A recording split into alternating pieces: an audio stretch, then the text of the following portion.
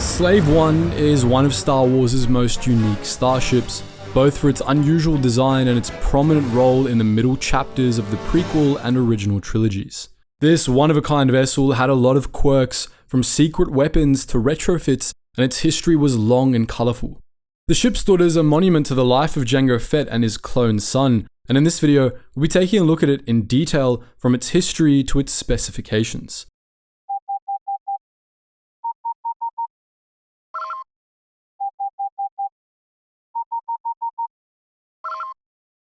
Attention, Sergeant on deck!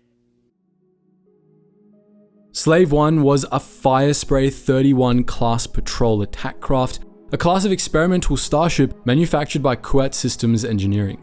Designed and produced in the late 30s BBY, the Firespray was designed for the exclusive use of the Republic Correctional Authority, and originally it was designed as a patrol gunship and prisoner transport for use at Republic prisons. Among many other unique features, the Firespray rotated 90 degrees during takeoff and landing. It landed on its back, and in flight, it was taller than it was wide. In light of its intended use, the Firespray was designed to be tough with strong shields, thick armor, and powerful weapons. It was designed to be staffed by a crew of 3, 1 pilot and 2 guards, and it could carry up to 4 prisoners in specialized holding cells. Since the Firespray was being made for the Republic's exclusive use, it was more powerful than most commercially available ships of the same class, making it highly desirable. Despite that, there were some flaws with the craft from the manufacturer's perspective. The market for it was limited, and to quote the Attack of the Clones' incredible cross-section sourcebook, Firesprays proved too robust, modular, and user-serviceable to support a profitable post-sale maintenance business. Despite that, the project went ahead, and in 32 BBY, Kuat Systems Engineering had produced a total of 6 Firespray-31 prototypes. It handed these off to Republic authorities at Uvu 4, a desolate moon home to a high-security prison known as Desolation Alley.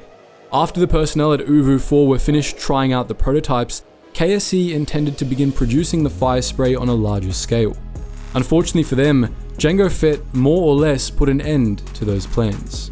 Also in 32 BBY, Fett came to Uvu 4 to collect a bounty on Bendix Fust, a drug smuggler serving time at the prison. During his sentencing, Fust had turned informant on his boss, the drug kingpin Sabolto, in exchange for a reduced sentence, and Fett had been hired to break Fust out and take him back to Sabolto to face the crime lord's wrath. With the help of fellow bounty hunter Zam Wessel, Fett managed to successfully retrieve Fust, but on the way out, Fett's starship, the aging KDY gunship Jasta's Legacy, was destroyed by one of Uvu 4's Firesprays. Fett had to find another ship in order to make it out of Desolation Alley, and he ultimately settled on one of the prison's own gunships, which he used to fire a barrage of missiles into the prison's hangar and then escape. This bombardment completely destroyed the other 5 Firespray prototypes, leaving Jango's stolen gunship the last of its kind. It would remain unique for decades to come, as the financial loss from the destruction of these prototypes forced Kuat Systems Engineering to mothball the whole Firespray project. It wouldn't be until after the Yuzhanvong War that the Firespray was finally put into full-scale production, at a time when KSE had better finances and was eager to take advantage of how iconic their old prototypes had become. In the meantime, the sole remaining Firespray gunship became infamous across the galaxy, now known by the name Fett gave it after leaving Uvu 4, Slave One. Slave One is a bit of a weird name for a starship, even if, as Jango Fett's fixer, Rosada, commented, the ruthless vibe of it fits its owner well. But for Jango Fett, that name had meaning, and the story of the ship wouldn't be complete if we didn't go into the history behind it. Jango Fett hailed from Concord Dawn, an agricultural planet in Mandalorian space where he grew up on his family's farm. His father was one of the planet's fabled journeyman protectors, a lawman responsible for the protection of a large portion of the planet. When Fett was a young boy, however, his life was upended when the Mandalorian Civil War came to Concord Dawn. This war was fought between the true Mandalorians, led by Concord Dawn native Jasta Mareel, and the Death Watch, led by the ruthless Tor Vizsla. In 58 BBY, when Jango was only 8 years old, Jasta Mareel and his cadre of true Mandalorians sought refuge on Concord Dawn and Fett's father allowed them to hide out on the family farm. But they were found by the Death Watch, who torched the farm, murdered Jango's parents, and took his sister prisoner. Jango lost everything he had ever known that day, but he escaped thanks to Jango, who rescued the boy from Vizsla's commandos and took him with when the true Mandalorians fled the planet. Jango Fett became Jango's adopted son, and he spent the next 6 years being raised as a true Mandalorian. Jango quickly became one of Mariel's best men, and after Jasta was killed in the Battle of Quarter 6 in 52 BBY, Fett became the true Mandalorian's new leader, taking up the title of Mandalore. Fett led the true Mandalorians to many victories against the Death Watch, but the tide of the Civil War would eventually turn against them. In 44 BBY, the Death Watch set a trap for the true Mandalorians on the planet Galadron, where they deceived a Jedi strike force into attacking their rivals. In the ensuing Battle of Galadron, nearly all of the true Mandalorians were killed, save only Jango Fett. Once again, everything Fett knew had been destroyed, and he was left the sole survivor. Fett was captured by the Jedi, who handed him over to Galadron's governor, who was in league with the Death Watch. The governor had Fett stripped of his armor and sold into slavery. Jango Fett would spend the next few years as a slave, forced to work aboard a spice freighter operating in the Outer Rim. The Death Watch believed that he had been utterly beaten, but they underestimated Fett's resolve. A few years after Galadron, the freighter Fett was on came under attack by pirates, and Fett took advantage of the chaos to break free of his restraints and grab a blaster. After killing the slaver who had been his master, Fett fought his way through crew members and pirates alike, ultimately escaping the freighter and winning his freedom. Now free, Fett took back his armor from Galadron's governor and hunted down Tor Vizsla. He tracked down Vizsla's ship, the Death Rattle, to Corellia, where he boarded the vessel, killed the entire crew, and ultimately left Vizsla to be mauled by Corellian Diacats. Fett was victorious, but his experiences had scarred him. Instead of trying to rebuild the Mandalorians, he set aside his role as Mandalore and became a bounty hunter instead, distracting himself from the horrors of his past with mercenary work. In this time, he typically worked out of Outland Transit Station, where the station's owner, the Toydarian Rosata, gave him tips on new bounties. But Rosata also became Fett's confidant, urging him to confront his past and live for something other than credits, and eventually, Jango started to listen. After escaping Uvu 4, he decided to name his new ship Slave 1 in memory of the slavery and other horrors he endured and of how he had triumphed over them. Now, it's time to move on to the specs for Slave 1, which is easier said than done. Pretty much every component on the ship was modified or replaced at least once, which mean a lot of the ship's specs vary depending on the time period. For the purposes of this video, we're going over Slave 1's specs twice, first discussing Jango Fett's Slave 1, and then discussing Boba Fett's Slave 1 later. The fuselage of Slave 1 was primarily divided into two sections, the dish-like aft section and the thinner, elongated forward section.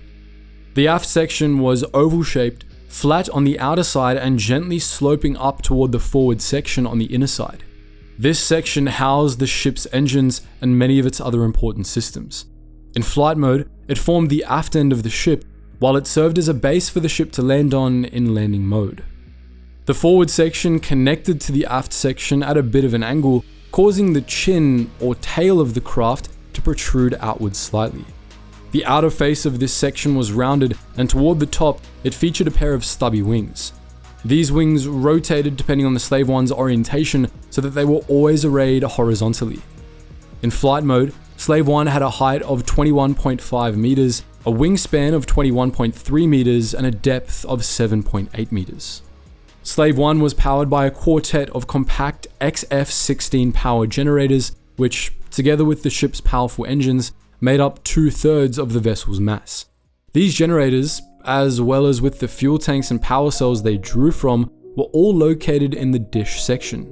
The power generators were built into the rim of the dish, with one on either side of gaps where the wings were located, while the power cells and fuel tanks were clustered around the base of the forward section.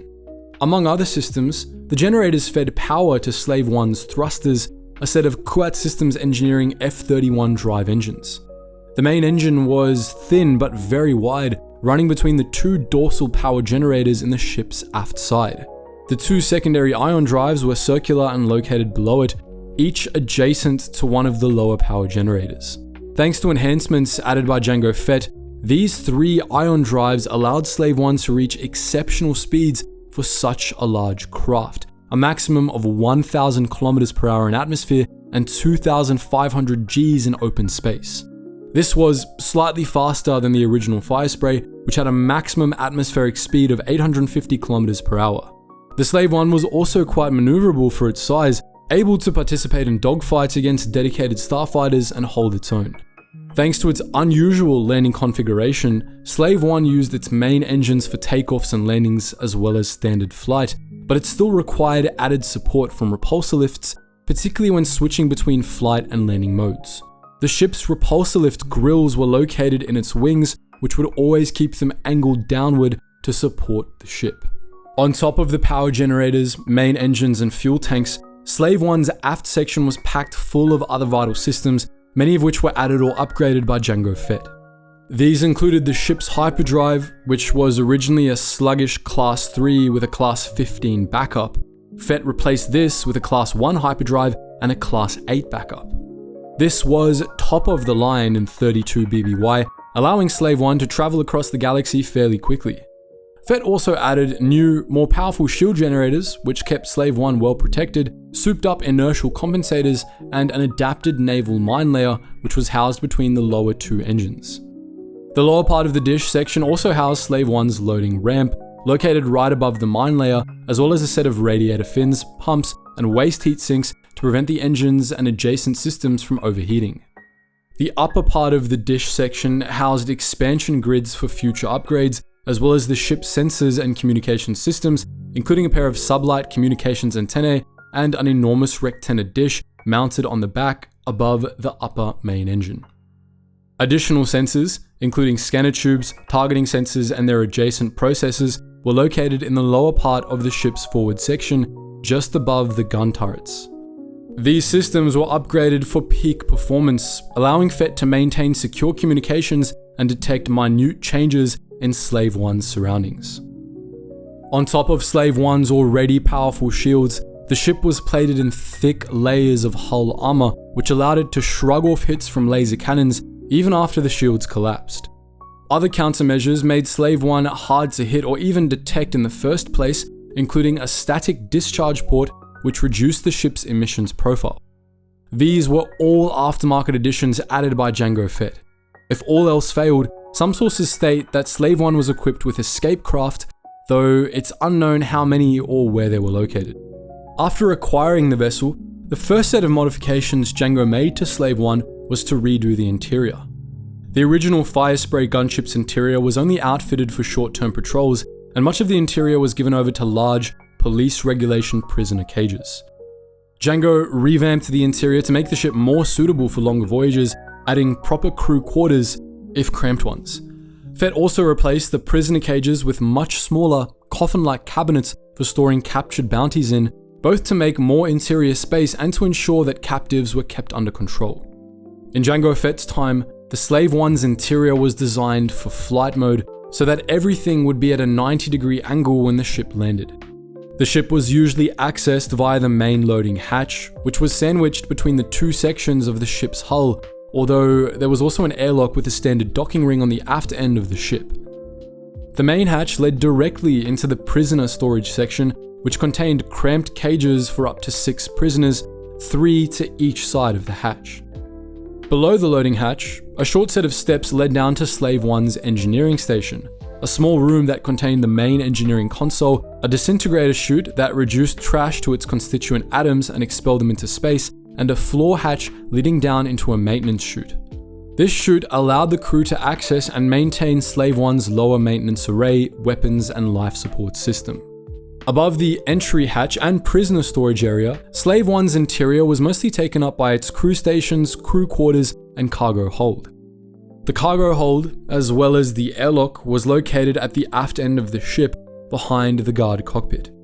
In landing mode, cargo could be carried from the entry hatch directly back to the cargo hold, and while in flight mode, the cargo hold was usually accessed from the crew quarters or by ladders leading to the lower decks. Slave 1 had a cargo capacity of 40 metric tons alongside 1 month's worth of consumables. This was a reduction from the ship's original capacity of 70 metric tons. The cargo hold was large enough to carry up to 2 speeder bikes. Slave 1's cockpit had 2 levels of consoles, an upper level for the crew and a lower level that was designed for prison guards. The guard cockpit was the next level up from prisoner storage, and it featured 2 seats behind the main guard console. The main cockpit was located on Slave 1's highest deck, and it contained seats for the pilot and up to 2 passengers. The ship only required a single pilot who sat at the ship's flight instruments console, although passengers could assist the pilot as co-pilots, navigators, or gunners from the ship's other consoles. Aft of the main cockpit was a small access corridor and Slave 1's main crew quarters, which contained 2 bunks, one for Jango Fett and one for his clone son, Boba. Of course, Slave 1 was also armed, and very heavily so. Stock Firespray-class gunships were armed with a pair of adjustable chin-mounted laser cannons, a pair of warhead launchers designed for concussion missiles, and a tractor beam projector, which was located forward of the main engineering station. Jango upgraded or replaced these weapons and added many more, most of them hidden behind concealed panels to give fleeing bounties and other enemies a nasty surprise. Of the Firespray's original weapons, the only ones Jango kept were Slave 1's original chin-mounted Borstel GN40 twin rotating blaster cannons, although he modified them to improve their accuracy and firepower. These guns had a full 360 degrees of rotation and 10 degrees of tilt, giving them a wide field of fire, although their range was limited. They were rated at 600 gigajoules per shot, which is actually pretty low for a gunship's primary weapons. These cannons made up for their relatively low firepower and range with precision and a high rate of fire, which allowed them to efficiently cripple most target vessels at close range, but they were still a bit underpowered for their role. On the original Firespray, this was considered a weakness. On Slave 1, this was actually by design.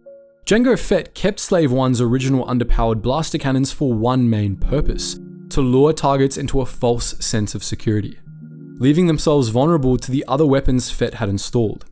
These other weapons included 2 smaller but much more powerful laser cannons, which were hidden behind retractable hull plates amidships. These guns were less accurate than the main blaster cannons, but they had a higher rate of fire and far superior firepower. The powerful bolts these laser cannons fired had a 2 kiloton yield, equivalent to a low-yield tactical nuke, and Slave 1 could fire them off very rapidly, if not with much control. These were the guns Fett used when he wanted to destroy a target instead of crippling it. Arguably Slave 1's most effective surprise weapons. Slave 1 also came with ordnance for use against tougher targets, including a pair of concealed concussion missile launchers. The original Firespray gunship had 2 warhead launchers compatible with 5 concussion missiles each, but Jango had them replaced with concealed missile launchers with a higher yield and carrying capacity.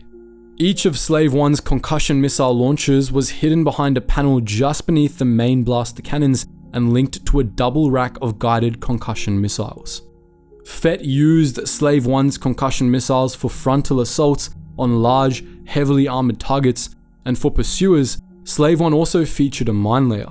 As you surely know, Slave 1's mine layer was designed to deploy Krupp X Munition Void 7 seismic charges, which were the ship's most powerful weapon in terms of yield. These mines imploded when detonated, generating a massive energy wave that could shred pretty much anything in its path. Slave 1 could carry up to 9 seismic charges at a time, allowing it to shake or obliterate most pursuers. Some sources claim that Jango Fett's Slave 1 had yet more weapons on top of these, but none of them have ever been explicitly identified.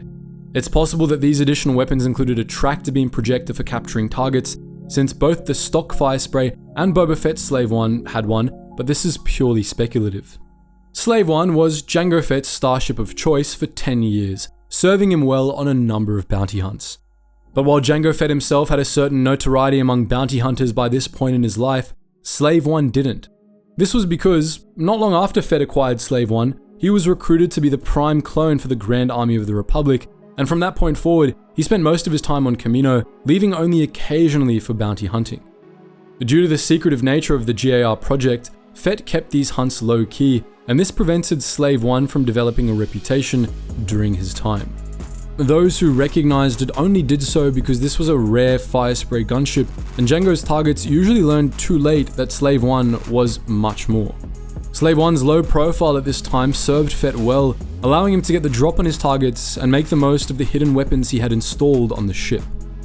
As part of his fee for the GAR project, Jango Fett had requested that the Kaminoans create an unaltered clone of himself, who he named Boba and treated as his son.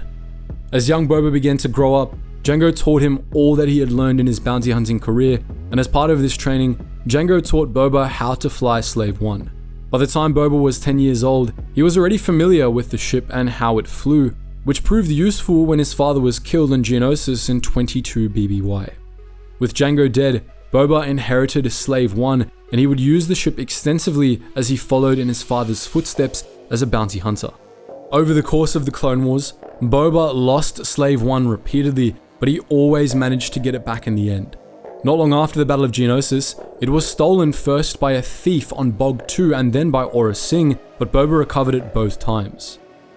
Sometime after the latter incident, Boba teamed up with Aurra, who began acting as an adoptive mother of sorts for him. Aurra Sing taught Fett more about bounty hunting, and she encouraged him to be ruthless and seek revenge on the man who had killed his father. To that end, in 21 BBY, Boba and Aurra recruited fellow bounty hunters Bosk and Custas as part of a plot to kill Mace Windu. The team used Slave One extensively over the course of this mission, but the ship was ultimately lost on Florum after Aurra Sing attempted to use it to escape a Jedi pursuit team. The ship was damaged by Ahsoka Tano and crashed. It was written off as destroyed. But Slave One was recovered by Hondo Ohnaka, who painstakingly rebuilt the ship, recognizing it as a one-of-a-kind. He also took the liberty of repainting it, branding it with the sigil of the Ohnaka gang. Slave One spent the next few years collecting dust in Hondo's secret hangar on Florum, and Ohnaka and a group of young Jedi later used it to escape Florum when his base was attacked by the armies of General Grievous. Ironically, one of the Jedi that fled Florum with Hondo was Ahsoka Tano, the very Jedi who had caused Slave One to crash in Florum to begin with. Not long after this, Boba Fett reacquired Slave One. He would continue using the ship for the rest of the Clone Wars. By the end of the Clone Wars, Boba Fett had built up a reputation for himself, becoming renowned as one of the galaxy's new top bounty hunters. As his reputation grew, Slave One began developing an infamy of its own. Over the course of the Imperial era, Boba Fett improved upon his father's modifications to Slave One, adding new weapons and new features. At one point, Fett brought Slave One into Kuat drive yards for an extensive overhaul, completely revamping the ship's weapon loadout and adding many new features. By the start of the Galactic Civil War, Slave One was virtually a whole new ship. None of Boba's modifications made fundamental alterations to how Slave One functioned. Its power generators, engines, and many other components were still of the same models and in the same configurations as they had been in Jango's time. But Boba made alterations to these basic systems, moving the ship's forward shield generators in order to make room for larger fuel tanks and power cells, increasing Slave One's range and engine power. After the Galactic Civil War, Boba would also replace the hyperdrive Jango had installed with a newer, faster Class 0.7, making Slave One of the fastest ships in the galaxy. Boba filled all the expansion grids in Slave One's aft section with new hardware, packing the ship's dish section with all manner of new equipment.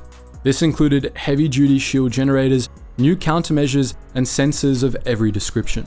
On top of conventional sensor suites and the enormous high-power Rectenna dish on the back of the ship, Boba added communications monitors to pick up the sources of transmissions, tachyon emission detectors, and an additional military-grade sensor array to complement the ship's original, allowing Slave One to detect all but the most hidden target vessels. Although he kept the green and red paint job that Hondo Ohnaka had applied to the ship, Boba upgraded Slave One's hull plating, adding additional armor and a layer of anti-ionization plating below it, making the ship harder to cripple with ion weapons. Boba also added additional countermeasures on top of the ship's existing static discharge port and escape craft. This included a decoy system, which could be used to make Slave One appear to be a different ship on scanners, as well as a comprehensive sensor mask and jamming system. Fett appropriated the latter countermeasure from the Imperial Navy, which developed it as part of a top-secret project. This system made Slave 1 completely invisible to most sensors when active, essentially functioning as a light cloaking device. Boba added a proper cloaking device after the end of the Galactic Civil War, improving Slave 1's already substantial stealth capabilities even further. At some point, probably during Slave 1's overhaul at Kuat, Boba completely redid Slave 1's interior. He even changed the orientation of the decks, redesigning the interior for landing mode instead of flight mode, such that everything was now at a 90-degree angle in flight rather than when the ship landed. Slave 1's aft airlock was removed, rendering the main loading hatch the only entrance to the ship. This hatch still led into the prisoner storage section, now the main cabin, which had remained mostly the same. 3 coffin-like cages lined the walls to either side of the hatch, although prisoners were now stored lying down instead of standing up. Boba replaced one of these cages with a force cage designed to hold Jedi Knights, while the others were essentially just transparent cabinets with beds in them. Apart from the cages, the main cabin contained a few seats for passengers, behind which was Slave 1's cargo hold, which was expanded somewhat but otherwise unchanged. Boba removed Slave 1's original crew quarters and gutted both of the cockpits. The upper cockpit was reconfigured to only have a single seat, Fett's captain's chair. This seat was attached to a small platform that changed orientation with the ship, keeping the pilot upright at all times, in contrast to how Slave 1 had been in Jango's time. The lower cockpit was kept on a fixed orientation, and its 2 passenger seats and computer console remained. The redesigned Slave 1 only had one crew cabin, which belonged to Fett himself. Long-term visitors were apparently not welcome aboard his ship. This cabin was located above the prisoner storage area, in a loft just aft of the lower cockpit. Further aft of Fett's quarters was a maintenance access way leading down to the ship's weapon systems, just like on Jango's Slave 1, although due to the ship's reconfiguration, this was now a crawlway instead of a shaft. Boba also completely overhauled Slave 1's weapon systems, replacing almost all of his father's old arsenal. In canon, it's shown that Slave 1 still had its mine layer after the end of the Galactic Civil War, but in Legends, this was removed, as were all of Jango's other toys. The only weapons Boba kept were the chin-mounted twin rotating blaster cannons, which retained the same capabilities as they had in Jango's time, and like Jango, Boba kept these as the only visible weapons on purpose, to give prey a false sense of security. In place of Jango's midships laser cannons, Boba added a single long-range Bruges C/Iron ion cannon hidden beneath a panel on the starboard side where one of the old laser cannons had been. While this weapon lacked the raw destructive power of Jango's laser cannons, it was high yield for an ion cannon, and it could completely disable anything smaller than a capital ship. Slave 1's guns were augmented by a powerful Phylon F1 composite tractor beam projector, which was capable of snaring ships many times Slave 1's size.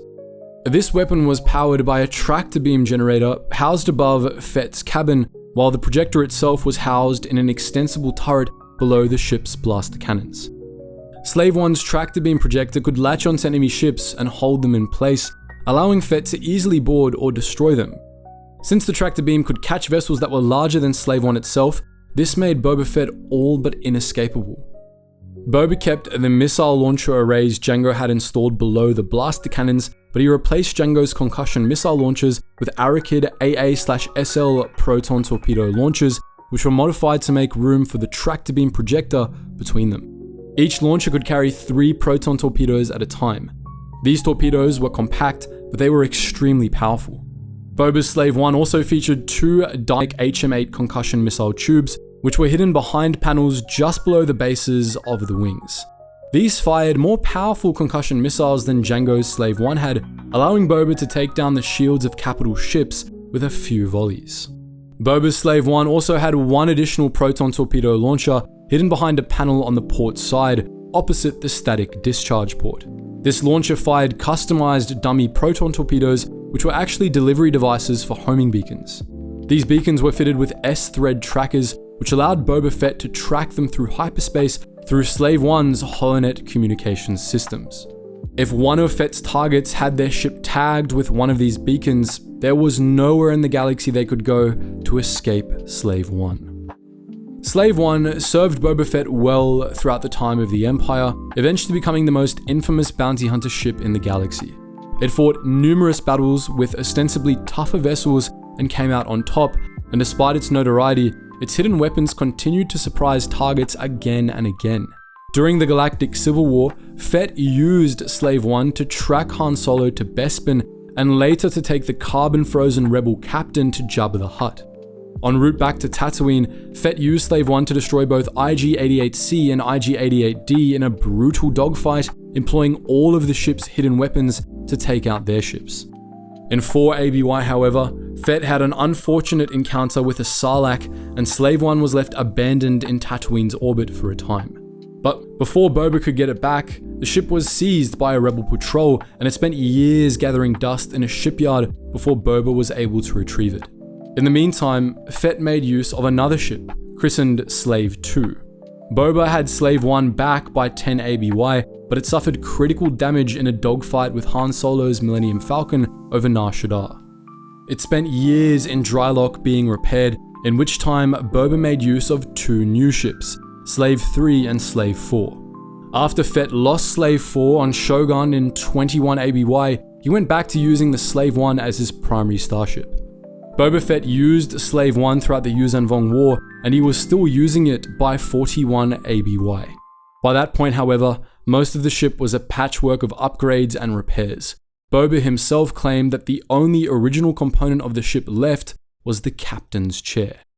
So, that's our look at Slave 1, the favoured starship of both Jango and Boba Fett.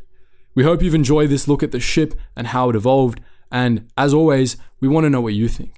Do you prefer Jango's or Boba's version of Slave 1? Feel free to post your thoughts in the comment section below, and as always guys, thank you so much for watching, and I hope to see you in the next video.